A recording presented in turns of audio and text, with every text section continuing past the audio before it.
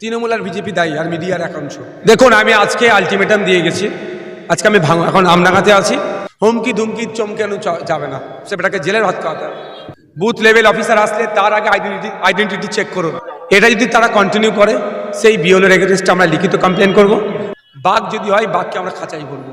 নিয়ম হয়েছে প্রতি বুথে বিএলওরা বাড়ি বাড়ি গিয়ে ফর্ম দিয়ে আসবে বা পরবর্তী একাধিকবার তাদের যাওয়ার কথা রয়েছে, কিন্তু লক্ষ্য করা যাচ্ছে আমডাঙ্গার একাধিক বুথে যেখানে বিএলওরা নির্দিষ্ট জায়গায় বসে বাড়ি ছেড়ে সাধারণ মানুষকে আসছে লাইন দিয়ে ফর্ম সংগ্রহ করতে, এই ছবি পরপর দুদিন। দেখুন, আমি আজকে আলটিমেটাম দিয়ে গেছি।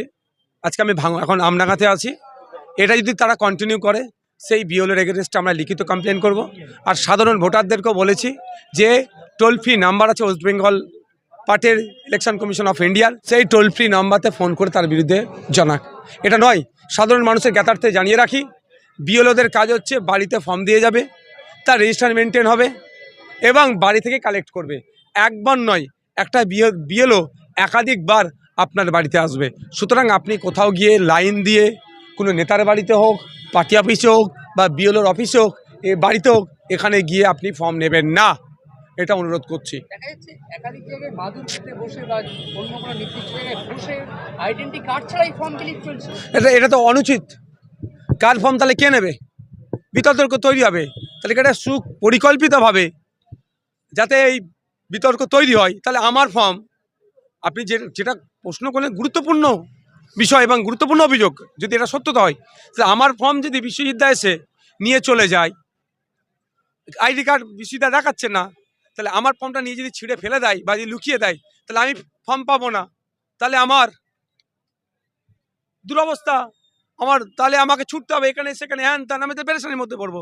এই কাজ যদি করে থাকে, তারা করে, আমি অনুরোধ করবো এই কাজগুলো করবেন না। আপনাদের যেই চাকরি আপনি করেন না কেন, সেই চাকরি নিয়ে কিন্তু দায়ী হয়ে যাবে।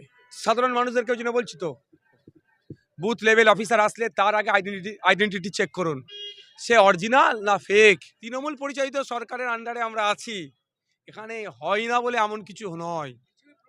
দেখুন, কে হুমকি দিচ্ছে না দিচ্ছে, ধমকাচ্ছে, তার বিরুদ্ধে আবার কমপ্লেন করবো হবে। হুমকি ধুমকি চমকানো যাবে না, একে মেনে নেওয়া যাবে না। অন্যায় কাজ করছে তার বিরুদ্ধে বলে, তার বিরুদ্ধে ছবি তোলার হুমকি দেয়, তার বিরুদ্ধে আবার কমপ্লেন করতে হবে, সেটাকে জেলের ভাত খাওয়াতে হবে। তৃণমূল আর বিজেপি দায়ী আর মিডিয়ার একাংশ। আতঙ্কর পরিবেশটা তৈরি করছে বিজেপি আর তৃণমূল মিলে, মিডিয়ার একাংশ সে আগুনে হাওয়া দিচ্ছে। আটকাবেন কি করে? আমি গতকালকে একটা খবর দেখছিলাম, তামিলনাড়ুর যে সরকার চলছে, যেমন পশ্চিমবাংলায় যে সরকার চলছে, তার দলটান হচ্ছে যাদের আন্ডারে চলছে, যে পরিচালিত সরকার তৃণমূল ডিএমকে, তামিলনাড়ু থেকে ডিএমকে অর্থাৎ রুলিং পার্টি সুপ্রিম কোর্টে মামলা করছে। তো মমতা ব্যানার্জি প্রায় 90,000 অফিসার দিয়ে দ্রুততার সাথে এসআইআর করার জন্য সহমত পোষণ করলেন, আর গল্প শোনাচ্ছে পাবলিক ডোমিন এই করবে, সেই করবে। এই দ্বিচারিতা করতে বারণ করুন। সেই কথাই আছে না, বরের বাড়ির পিসি এই মাসি আর কুনের বাড়ির পিসি সেই করছে, যেই সাপে কামড়াচ্ছে ওই ঝাড়ছে। বিধানসভায় রেজুলেশন পাস করাচ্ছে না কেন? কেরলতে বিধানসভায় রেজুলেশন পাস করিয়েছে, তাহলে করছে না কেন? গল্প হচ্ছে। আতঙ্কিত হবেন না। পলিটিক্যাল এসআইআর আমরা চরম বিরোধী। সংবিধানকে মান্যতা দিয়ে যে এসআইআর হবে, আমরা সেটাকে উপেক্ষা করতে পারবো না। আতঙ্কিত হবেন না, আতঙ্কিত হবেন না।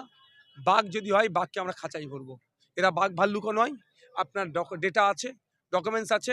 যদি আপনি 2002-এর ডকুমেন্টস আপনার বাবার, আপনার মায়ের, আপনার দাদুর, আপনার দাদির যদি না, তার ঠাকুরমার যদি না আপনি ব্যবস্থা করতে পারেন, তার জন্য অপশান দিয়েছে।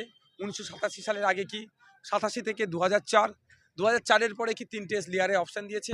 11টা ডকুমেন্টসের মধ্যে কোনো একটা সাবমিট করতে বলেছে। সর্বোপরি সুপ্রিম চর খাওয়ার পরে বিহার নিয়ে সুপ্রিম কোর্টের চর খেয়েছে, আইনি চর খেয়েছে কে?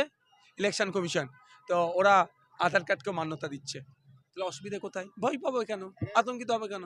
সবটাই, যেটা 11টার মধ্যে কোনো একটাই হলে হবে। আমি জাস্ট উদাহরণের জন্য বলছি।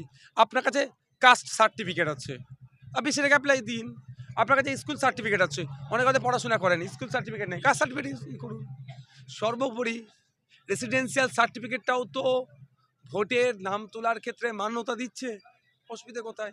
দেখুন, আমি বলছি একটা কথা, আমি আবারও বলছি, না পাওয়ার কোনো প্রশ্ন